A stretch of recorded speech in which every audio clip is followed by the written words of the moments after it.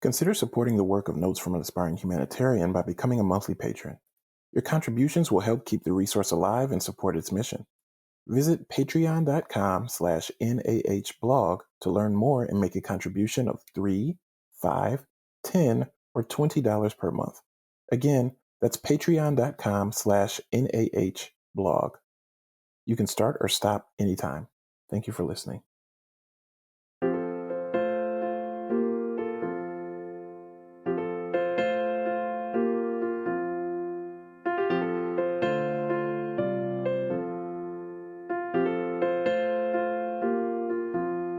Welcome to the Notes from an Aspiring Humanitarian podcast. I'm your host, Relando Thompkins-Jones. I'm a social worker, social justice educator, writer, organizational consultant, and podcaster who works to build more equitable and inclusive communities. I am also an aspiring humanitarian. My experiences have shown me that in the process of working for social justice outwardly, it's also important for us to continue to critically examine ourselves, shedding attitudes and behaviors that are oppressive to make room for those that are more inclusive, just, and humanitarian. What is an aspiring humanitarian, you ask? When I say humanitarian, I don't mean humanitarian in the harmful sense of placing ourselves in the role of a benevolent hero who's there to swoop in and save others. I mean dedicating one's life, time, and energy to honoring the ways that our destinies are intertwined. It's about accepting the lifelong pursuit to become more humane to those around us, with the recognition that we lose important parts of our humanity when we allow and enable the suffering of others. It means acknowledging our many contradictions and complications and aspiring to do more, aspiring to do better. It means acknowledging that systems of oppression exist by design and not by accident, and working towards an individual and collective transformation that includes an unshakable belief that our society's safety, viability, survival, and ability to thrive is only as secure as our most marginalized community members. Since 2011, my blog, Notes from an Aspiring Humanitarian, has been a place where I've written and curated content on issues of equity and social justice. Through using written word, film, and video, and other forms of media for social justice education, I hope to continue to expand and enrich the narratives about social issues that face our society and to find ways to take action while encouraging others to do the same. Today, the blog and now the podcast is for others who share a passion for that same journey. No matter who you are, where you come from, what your identities are, or what area of work you're in, there's room enough for all of us in this work, and I hope that engaging with the podcast or the blog can move you closer to discovering or reaffirming your answers to the questions that you may have about how you can best be of service.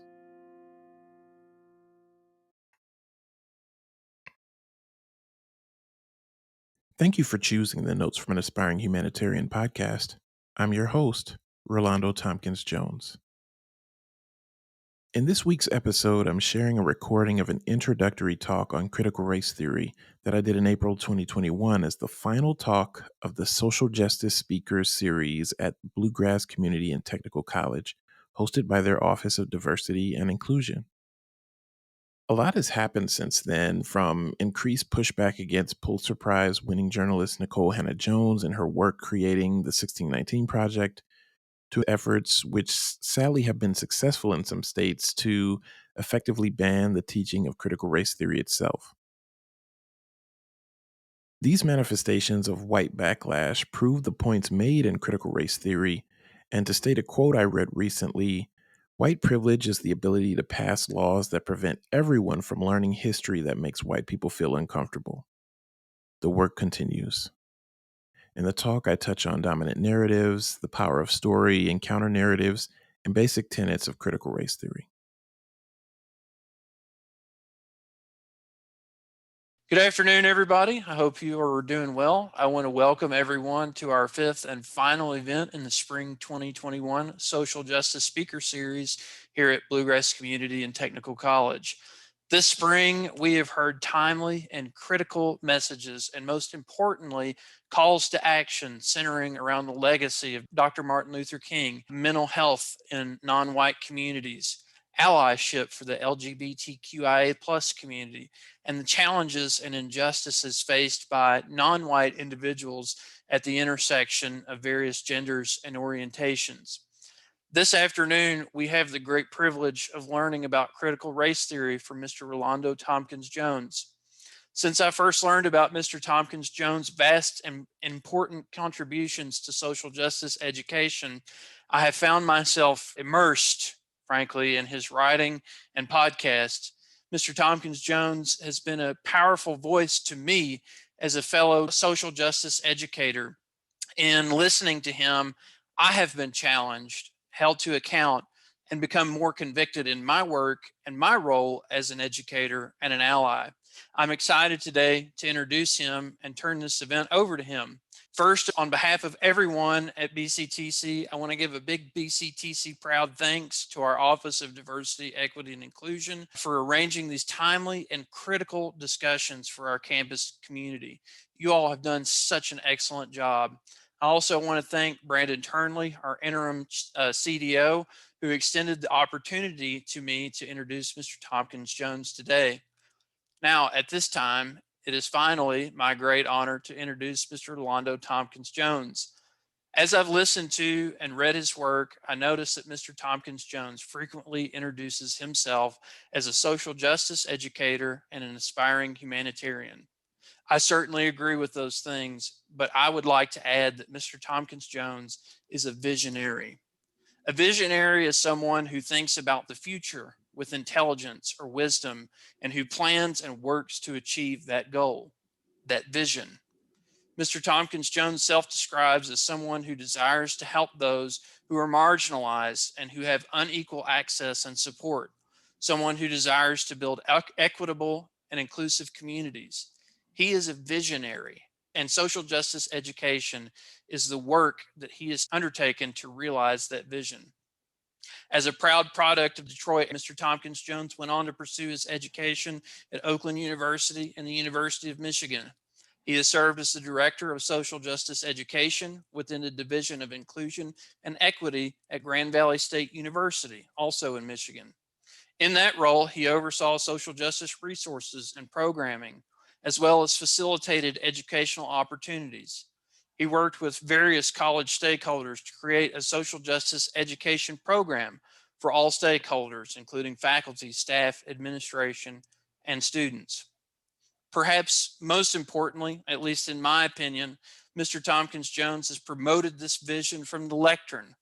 He has taught a number of courses on intergroup dialogue, social justice, and multicultural and inclusive practice in social work. To the point, Mr. Tompkins-Jones is teaching others how to be respectful, professional, and inclusive leaders. He teaches others how to find common ground, to build relationships, and resolve conflicts.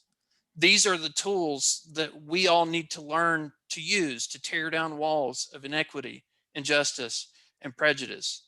To borrow a quote from Mr. Tompkins-Jones, if we can change the way we think, we can change our actions as well. It is for all of these reasons that Mr. Tompkins-Jones is precisely the voice we need to hear in a discussion of critical race theory to help us understand our roles in promoting social justice and how we can help move that vision in our own work at this critical time. Again, it is my great honor to introduce Mr. Relando Thompkins-Jones, social justice educator, aspiring humanitarian, and visionary. Thank you. Mr. Tompkins-Jones. All right. Wow. Thank you so much for the introduction, Dr. Ledford. I really appreciate the opportunity to be here with you all. We're going to be talking a little bit about critical race theory. We're also going to be talking about narrative and the power of story. And when we get into that, I'm encouraging you all to think about your own examples of how you see critical race theory playing out in your daily lived experiences. I also want to acknowledge that I signed on to be here with you all months ago, and I've started and stopped and started and stopped this presentation many times. So I just want to acknowledge just like the weight and the heaviness of the recognition that Black lives continue to be under assault. And I also want to acknowledge and affirm that Black lives do matter. They have mattered. They will continue to matter, and they do. Even though so many societal messages, even though so much injustice continues to happen. We persist. Black Lives Matter. I want to acknowledge that. So we will be talking about critical race theory today. And I'm hoping to provide an introductory overview. There are many scholars that have dedicated their life and time to educating, to raising awareness, to showing how critical race theory plays out in real life. And so today I'm hoping to give an introductory overview with the encouragement that for folks whom this is new to, you continue to do your own work and research around understanding this. Recognizing also today that depending on what we're talking about, depending on the subject, the topic, it could be someone's educational opportunity. So this could be something that, hey, I'm learning a lot of things. Perhaps this might be conversation I haven't had before. While for others, it's like, what's today, Friday? It's our Friday at 12 o'clock. So recognizing who's in the room and honoring that is going to be important to today as well. Although there are some images in the presentation, it is mostly text and quotes today, talking about critical race theory, talking about the impact of racism and white supremacy, with the recognition that for those of us who experience that, we see that over and over and over again. And there's plenty of information and plenty of stories and imageries out there. And I want to acknowledge how taxing that can be, particularly for Black people and other people of color, to experience those things again and again. And so we're going to be talking about how critical race theory shows up, as well as hopefully inviting you to think as we're moving about how it shows up in your lived experience as well. So a little bit about me. Social work, social justice education is my background and training.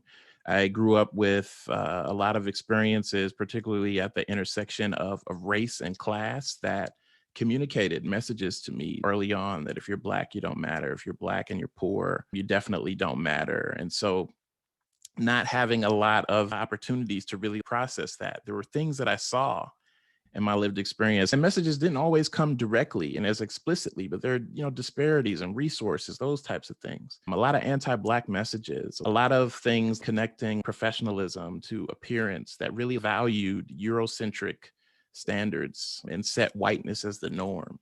I found later on, like learning about systems of oppression. So it's like, wait a minute, like poor people aren't poor because they're lazy. Like, wait, there's some design that's put into this. Like, wait a minute, our neighborhoods are designed in a very specific way. Learning later on about redlining and housing segregation. And it's like, wait a minute, the resources, the divestment from communities, particularly communities of color, was designed and intentional. And so really paying attention to the importance of story and interrogating and being critical, as we're talking about critical race theory, being critical of the narratives that we get and not accepting those things on the face of it, but being really critical about like, who does this benefit? What is the purpose of us accepting this imposed truth as that's just the way it is? And who does that benefit and who does that harm, those messages? And so in my educational approach, I am a practitioner of critical pedagogy. For me, learning about systems of oppression was really liberating. It took a lot of the weight off and a lot of the blame that individualized problems that were really systemic, and blamed people, particularly people who were experiencing oppression, for the oppression they experienced. And so I believe education is a process of empowerment and liberation. It's a way to help us make choices that better impact and influence our world. I seek to disrupt the effects of oppressive systems, not just in the classroom, but in organizations, in society as a whole. So every exercise is not just an exercise, it's an invitation for us to think about, how does this show up in our daily lived experience? What is it that we can do to disrupt those oppressive systems that often go unexamined and unquestioned? How can we begin to push back? And then I'm also responsive to social context and recognizing that power can and should be redistributed based on the needs of the communities that we're serving. So really have an important focus on this reality that we are all teachers and learners. That shifts the power dynamic, that there is just one knower who is there to impart knowledge, but instead recognizes that lived experience and the power of story is really important, and everyone has something to contribute. Other ways that I come to this work, one of the motivating quotes that I continue to carry with me is a quote from Dr. Martin Luther King. And one of the last things he spoke about before he was assassinated, when he talked about having been to the mountaintop, is this quote that says, "All we say to America is be true to what you say on paper." So there's this recognition that there are things written down about what it's supposed to feel like, what it's supposed to mean to be able to fully participate as a member of community. So King was talking about the nation, also talked about as a global community. And there's this recognition that there were things and there are things that were said, rights that were said to be for everybody, and they clearly were not. So in this quote, King is addressing the contradiction between what's said and how that's actually played out. And one way that I come to the work is trying to reduce, lessen, ultimately eliminate that distance between who we say we are as communities, as organizations, because, universities, schools, organizations, various institutions are smaller pieces of a larger whole. And each of those things, I mean, even our own university here, those amongst us in this virtual space, there are things that are written down about what it's supposed to mean to be a part of this community, how people are supposed to feel. And like many other aspects of society, not everybody experiences the fullness of that. And so, as King highlighted that contradiction in my work, I seek to do that as well. And not just to highlight it, but then also to talk about how can we do something about that? How can we address it in a meaningful way? Another quote that I'm motivated by and is very, very timely for me, and I'm sure many right now, is James Baldwin's quote that says, "To be a Negro in this country and to be relatively conscious is to be in a state of rage almost all of the time." So Baldwin would say that that rage isn't just about what's happening to us as Black people in this country, but it's also because of the ignorance and criminal indifference on the part of white people to understand, to do something about it.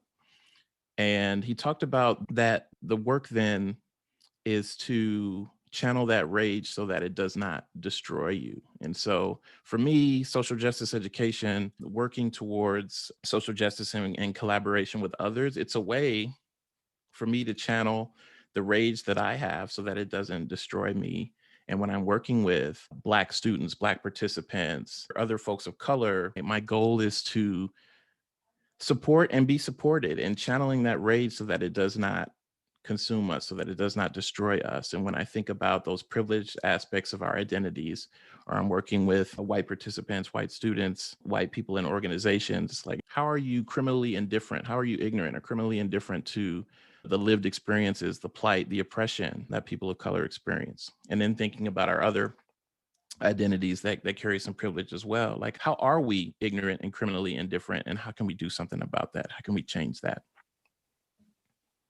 I'm really big on story and socialization. So I often refer to the ways that we're socialized. Each of us have been given information that isn't correct. Some of the messages we receive, depending on our identity, can assert that we are superior in some ways. And some of the messages that we get can assert that we are inferior. And so those messages are reinforced in a variety of different ways.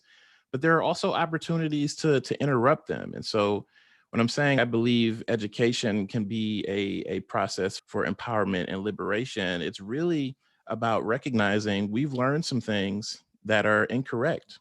No, white people are not superior. No, you are not the best at everything. No, you are not more deserving than another. And then also Black people and other people of color, like, no, we are not inferior. Social justice education is a process of naming those things. And I also believe in the power of counter narratives as well that push back against that. So when we're thinking about critical race theory, before we get into that, one of the foundational things I'd like to talk about is the way that difference is used. And then also a term that some folks use, cultural hegemony. Another way to think about that is dominant narratives. And so when thinking about difference and how difference is used, I want you all to think about how dominant groups use difference to explain and maintain the privileges that they have, while at the same time denying that there are any differences that exist at all. So difference can be used to explain why things are the way they are, why groups have different status, while at the same time saying, but you know what, though, the rules are fair for everybody. We all have the same opportunities. And so difference can be weaponized in that way. And so acknowledging that when we think about critical race theory, as we're getting to that point, difference can be weaponized in that way to explain away oppression, to explain away disparities, to explain away racism and other forms of marginalization, while at the same time saying, but everyone has the same opportunities. We have the same time in every day. And what you do with it is up to you, as a way to individualize problems that are really systemic. And then there's cultural hegemony. And what that is the control of a culturally diverse society by dominant groups, maintained through manipulating the culture, beliefs, the explanations of how things came to be, so that the dominant group's worldview is imposed as the societal norm, which is then widespread and perceived as valid and perceived as beneficial. So here's how our society came to be. This is what happened in history. It's beneficial for everybody to understand that America started at this point and America is here now. These are the heroes. These are the great figures. And it's really beneficial that everybody understands this. So we're all in agreement about what happened. Well, in reality, those narratives, what they really do is only benefit the dominant group. And power has a lot to do with the ways difference can be weaponized, as well as hegemony, those dominant messages that are often unexamined and taken for granted.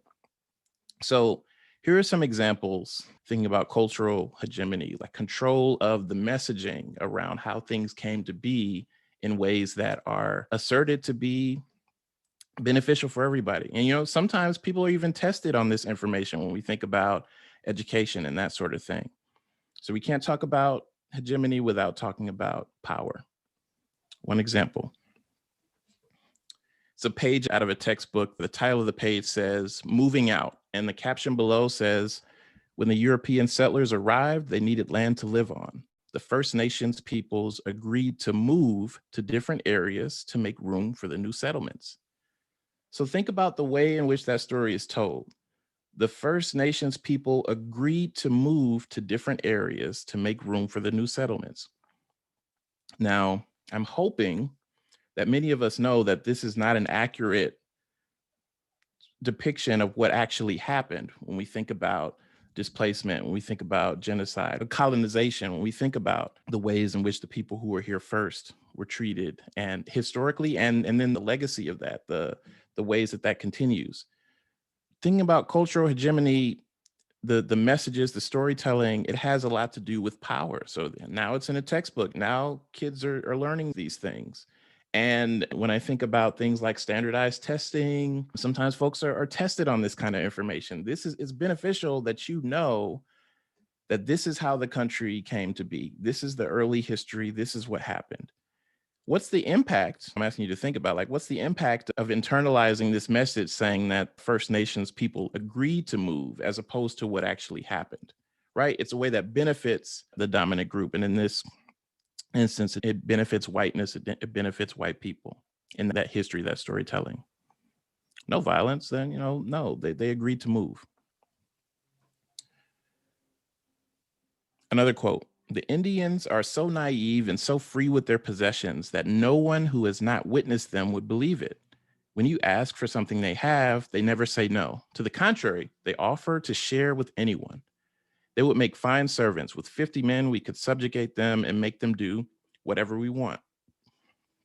And that is a quote from Christopher Columbus, who is often touted as a very important figure in a very heroic way, oftentimes.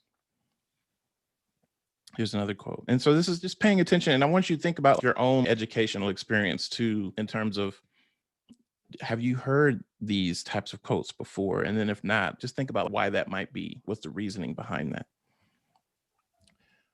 Other examples, because it doesn't always have to be things that are written down. It can also be things that are just in the different types of media that we consume.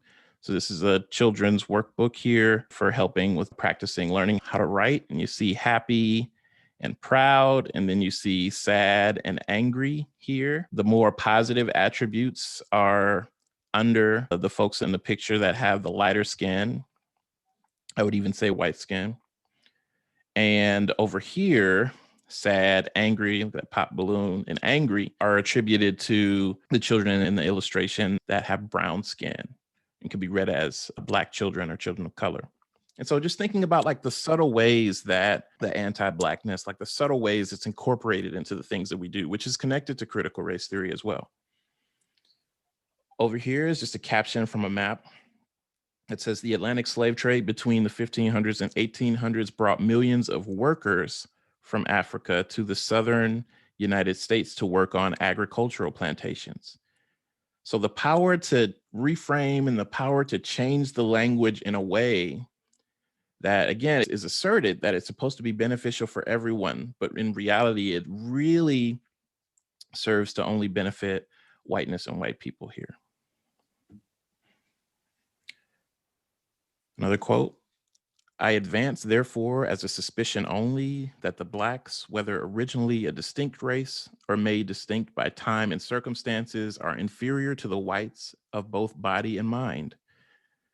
That is a quote from Thomas Jefferson, who is another figure that is widely celebrated as this bold and pioneering and heroic figure. We're continuing to think about the power to tell the story. Have you heard that quote from Jefferson before in your educational experience or others that I've shared here so far? Just thinking about that. Is this your first time hearing these quotes from Jefferson and Columbus so far? Another quote, I will say then that I am not and would not nor have ever been in favor of bringing about in any way the social and political equality of the white and Black races, that I am not nor have ever been in favor of making voters or jurors of Negroes, nor of qualifying them to hold office, nor to intermarry with white people. And I will say that in addition to this, that there is a physical difference between the white and Black races, which I believe will forever forbid the two races from living together on terms of social and political equality. And inasmuch as they cannot so live, while they do remain together, there must be a position of superior and inferior. And I, as much as any other man, am in favor of having the superior position assigned to the white race. Quoted from Abraham Lincoln, who is also another heavily memorialized, idealized figure in American history.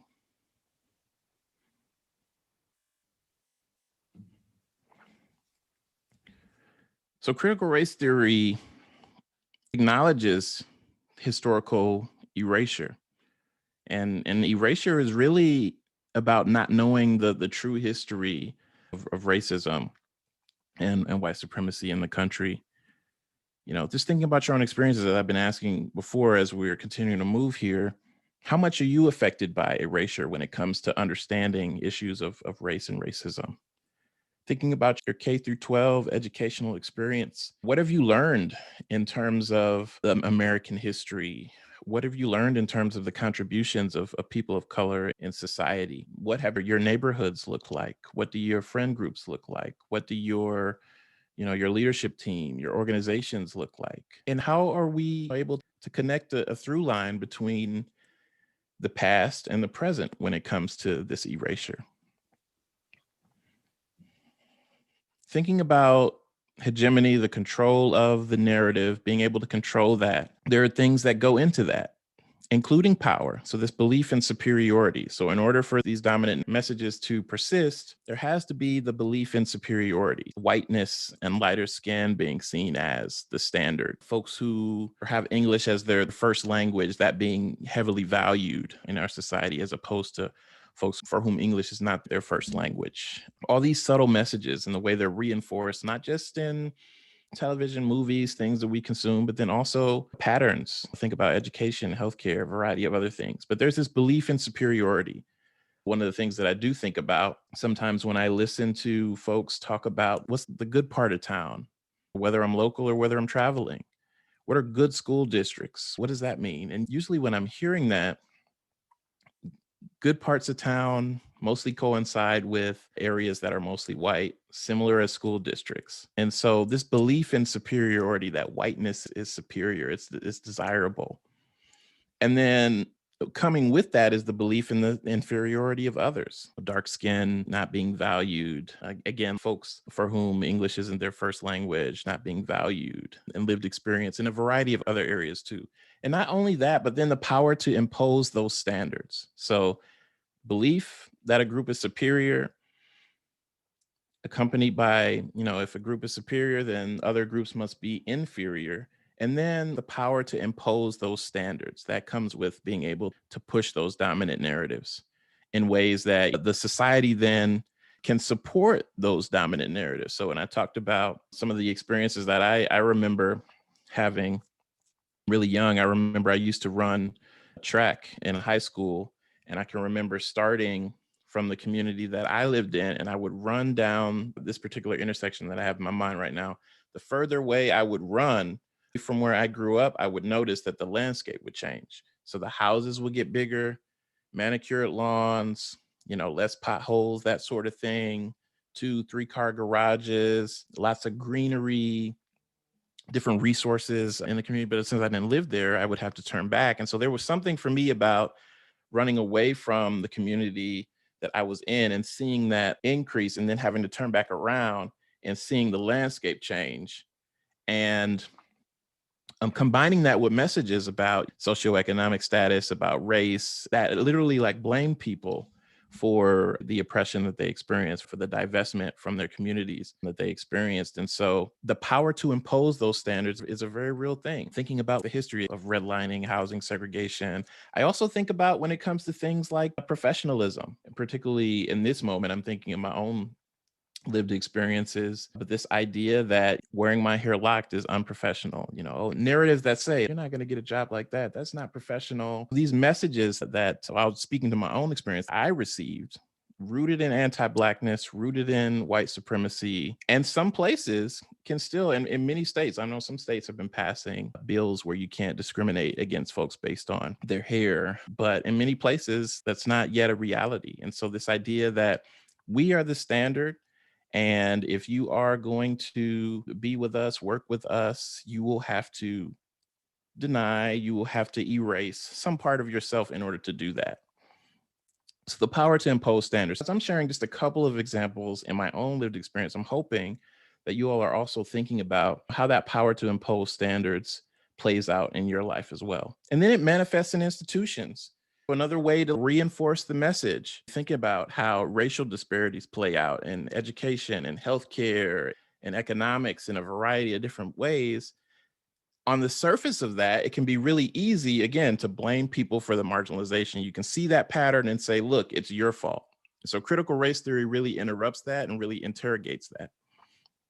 And then there's this last piece here about it being invisible, in that it's so deeply embedded that it often goes unexamined, unquestioned. And so zooming out for just one moment, those dominant messages exist within a variety of different identities and experiences. So this is one example of a model that is out there. There is a non-exhaustive list of identities. At the very center of this circle, you see power. And the idea is that that's where the power lies. Those aspects of identity are often centered in experiences. And the further you go out, the further you get to the margins, the further folks are pushed out. Again, not because those aspects of our identities are literally inferior, but because there's power there. There's power to impose this standard of, I am the standard, our group is the standard, and we're going to make sure that that's reinforced in institutions. Better health outcomes, better access to education and wealth opportunities, better prospects in a variety of different ways. And so as you're taking a look at this, I'm also hoping that you're thinking about how might you be able to see yourself in this. So I've said zooming out a little bit because there are aspects of our identities where we have some privilege, and there are also aspects of our identities where we're marginalized. And so just thinking about what your relationship is to that. One of the things that can be helpful is introducing those counter narratives and naming them. So when I introduce myself and I share my pronouns, it's an acknowledgement that rather than unquestioning and assuming that everyone in the room is cisgender, it's this recognition that gender identity is more expansive and is often given the space for. In many communities that are marginalized, folks have been talking about this for years and years and years. But that's where the power piece comes in, right? The ability to impose those standards. And so the resistance that marginalized communities get in response to that. So there are other things that are often assumed too. You know, heterosexuality is often assumed. Christianity is often assumed as well. When people refer to God or the religious figures, people with a Christian identity can pretty safely assume in many instances that folks are referring to their understanding of that, right? So when we think about the wheel of power and privilege here, this is one model and it has some, able-bodiedness too is often assumed as well. And so it's recognizing that those dominant narratives of superiority and inferiority are present in a variety of different aspects of identity. But since we are talking about critical race theory today, what we're really focusing on right now is white supremacy. And it's a political, economic, and cultural system where whites overwhelmingly control power and material resources, consciously and unconscious, and those ideas of white superiority and entitlement are widespread. And when it comes to relations of white dominance and non-white subordination, they're daily reenacted across a broad array of institutions and social settings. So there are daily instances and messages of white supremacy that attest to the assertion that whiteness is supreme, that whiteness is deserving of being recognized as fully human, and seeing that getting played out over and over and over again. In my opening acknowledgments of the heaviness of the toll that this takes on Black people, I'm thinking about several of the cases that are happening right now. As I said earlier, I started this, I stopped it. I started it again, I stopped it. It's like it's hard to keep up with all of the messages, particularly when I'm thinking about police brutality, that Black life can just be taken with impunity, with no consequence, no accountability.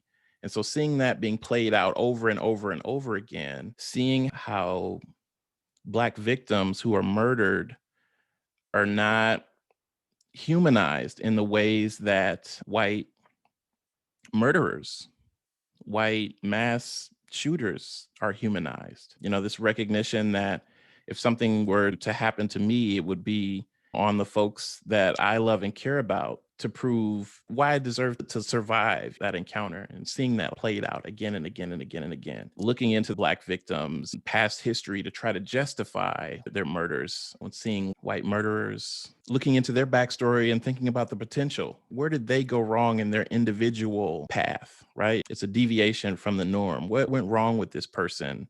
This person needs help, those sorts of things. Humanize in ways that Black people have no access to when we are victims. And so seeing that played out again and again and again, it takes a toll. Seeing disparities in health outcomes and education, organizationally, thinking about who gets promoted, who's in leadership, who has seats at the table. Seeing this play out again and again and again, it really takes a toll. But that is the goal, though, to assert that whiteness is supreme, not only in messaging and not only from an individual standpoint, but to make sure that in organizations and different institutions, that the pattern continues to play out where white folks are doing better than everyone else, making it easier to say, hey, let's look at it on the face of that. Maybe they are better. When in reality, we know that that's not true. That's not true. So when thinking about critical race theory and how it interrogates those dominant messages, it's defined in a few ways here. So a quote from Kimberly Crenshaw, one of the founding scholars of critical race theory, says that it's a practice of seeing how the fiction of race has been transformed into concrete racial inequities.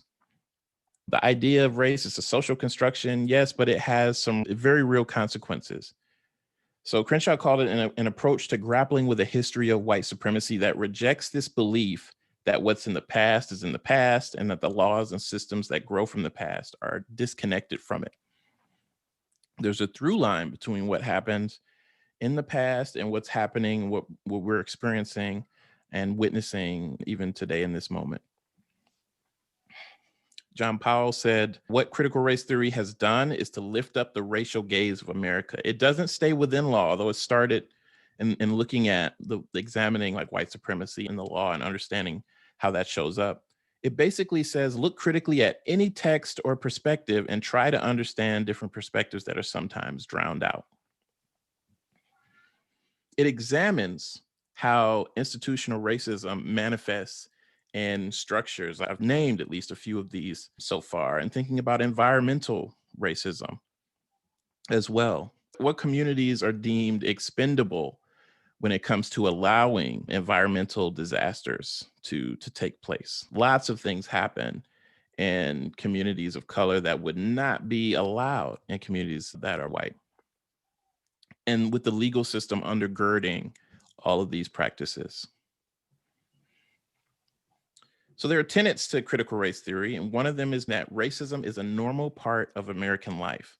Normal in that it is so normalized, it is so embedded individually, institutionally, on conscious and unconscious levels, and it creates disparate impacts. So name any institution. That's one of the reasons why in my work, I often lead with race, because race continues to be at the forefront of disparities and oppression across a variety of different aspects of lived experience and sectors. The centrality of white supremacy and racism as a function of that continues to be a foundational piece for understanding oppression and how it shows up. So racism is a normal part of American life. And it's normalized. Police brutality normalized. Those health disparities are normalized in that the institutions have not moved to do something about it and recognize it as a problem. It's just like, hey, that's just the way it is, That's just the way it is. It's that meritocracy messaging. We all have this ability to make choices and people choose different things. So critical race theory challenges that and acknowledges that racism is a normal part of American life.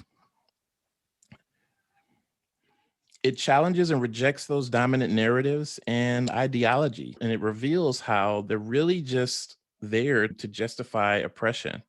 So changes or claims of neutrality in my educational approach. I am not a neutral educator. I am not a both sides educator. I'm an educator that acknowledges power dynamics within multiple lived experiences. And so critical race theory challenges this claim that there's just a neutral story, that there's a story of how things came to be that is absent of any power dynamics or any intentional steering and changing of the story to benefit folks in power. Also challenges objectivity and this idea of color blindness, that we can somehow solve racism by not recognizing race. And it challenges meritocracy too. Do we really all have the same 24 hours in every day? Do we really all start off with the same opportunities? No, we don't. And it challenges this idea that racism is an individual issue and not systemic, which is one of the pitfalls of really understanding the impact of racism, that it has to be individual and not systemic, that it has to be conscious, we have to be aware of it. So critical race theory really challenges that idea, which again is used as a way to just justify oppression. It's an individual thing. That's behavior between people. It's not manifested in institutions. It's that sort of thing. And then it also challenges the belief that you can fight racism without being intersectional. So again, recognizing that in a variety of different aspects of lived experience and how white supremacy interacts with other systems of oppression, it's really important to acknowledge how important being intersectional is. And then it honors the lived experience and knowledge of people of color as well. I was talking about this the other day on one of my own podcast episodes, but the anger that people of color experience is legitimate, and it is crucial to analyzing and understanding racial inequity. The people for whom systems often fail or succeed, depending on how we're approaching that, know a whole lot more about what's actually happening and what needs to change. So lived experience is legitimate. Critical race theory acknowledges that and honors that.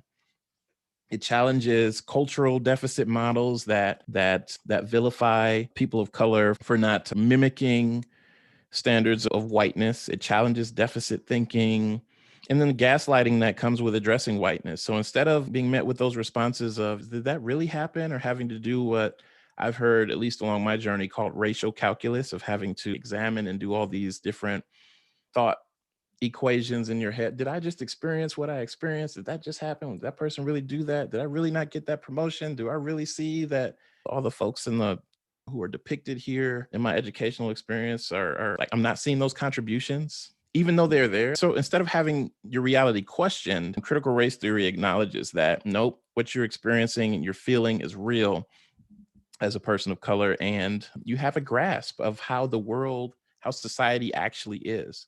So it's not you who needs to change, it's society who needs to change. And it recognizes the necessity of those counter narratives and acknowledges revisionist history. So history is told through the perspectives of the powerful. There's an African proverb that says, until the lion has its historian, the hunter will always be the hero. And it's this idea that history is told through the perspectives of those in power for the benefit of explaining that, nope, we didn't gain this, of ill means. This all happened because it was supposed to, and this storytelling is objective.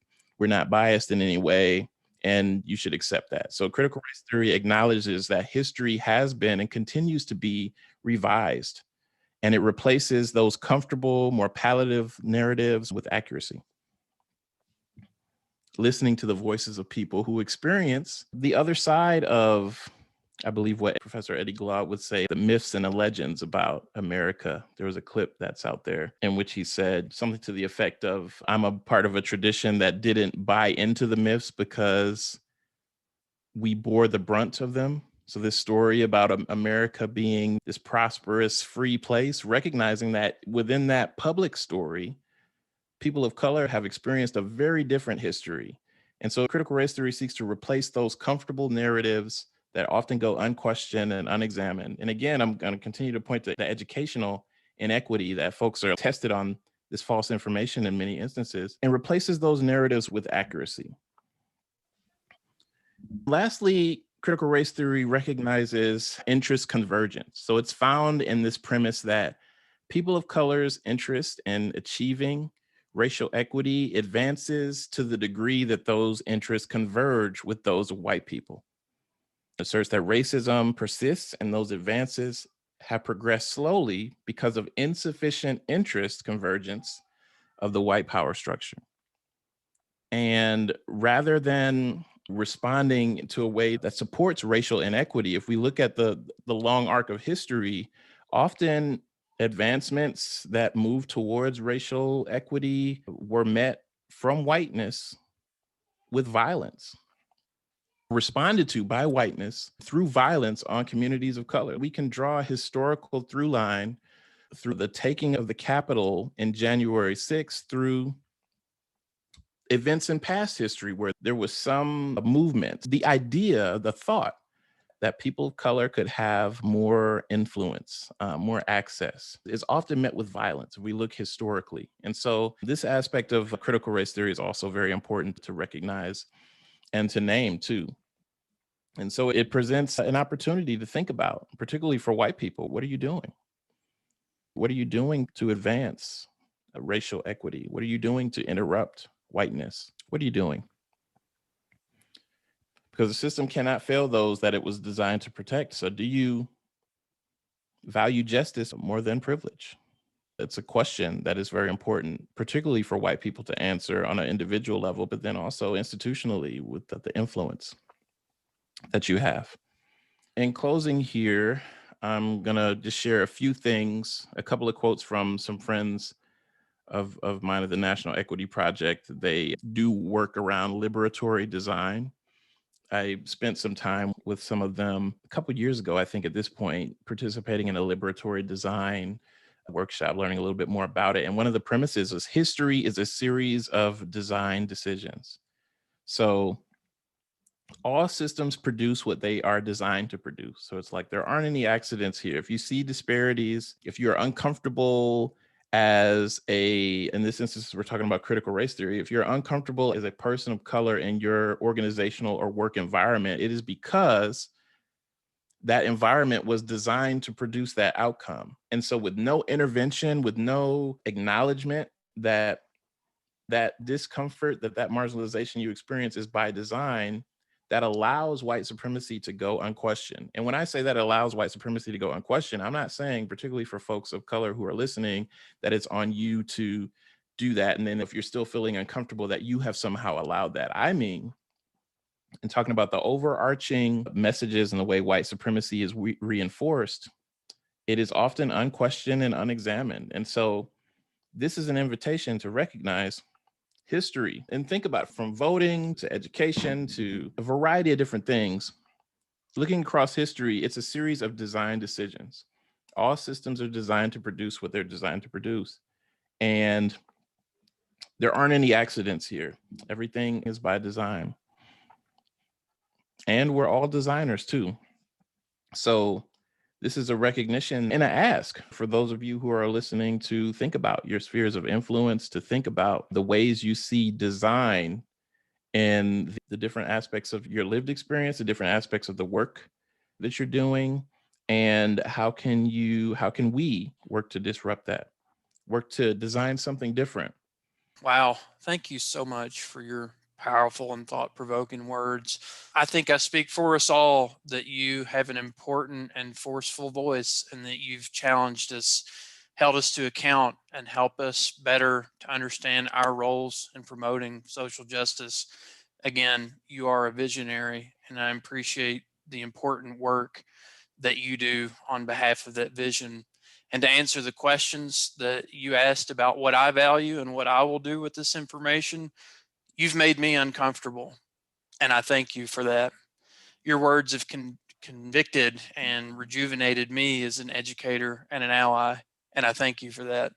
I hope that we can have you back sometime, and that you'll keep us in mind if you're ever in Kentucky. Thank you. Thanks again for choosing the Notes from an Aspiring Humanitarian podcast. I look forward to engaging with you in the next episode.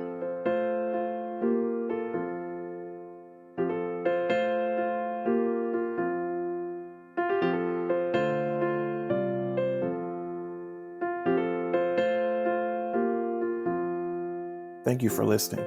If you've enjoyed this episode, make sure to leave a review and subscribe wherever you get your podcasts. To find show notes for this and additional episodes, visit podcast.notesfromanaspiringhumanitarian.com. Notes from an Aspiring Humanitarian is a labor of love and will continue to be. Consider supporting the work of Notes from an Aspiring Humanitarian by becoming a monthly patron. Your contributions will help keep this resource alive and support its mission. Visit patreon.com/NAHblog to learn more and make a contribution of $3, $5, $10, or $20 per month.